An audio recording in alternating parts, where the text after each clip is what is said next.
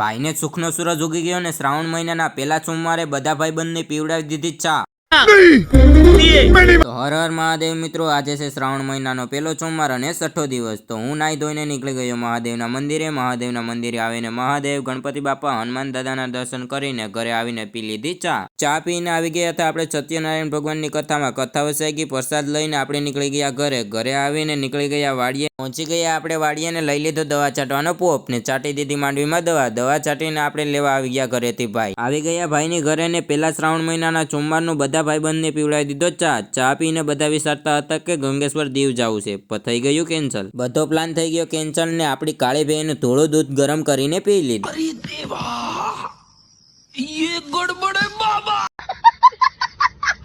સાંજનો સમય થઈ ગયો ને હું આવી ગયો મારી કાળી બહેનનું દૂધ લઈને ડેરીએ ને। હા મિત્રો, હું વિચારતો હતો કે તમે એટલા બધી લોકો વિડીયો જોવો છો પણ ફોલો કેમ નથી કરતા એ ખબર નહીં ને। તમે યુટ્યુબમાંથી જોતા હોય તો સબસ્ક્રાઇબ કરી દેજો ને ઇન્સ્ટામાંથી જોતા હોય તો ફોલો કરી દેજો। તો મળીએ એક બીજા મિની વ્લોગ સાથે, ત્યાં સુધી બધાને બાય બાય।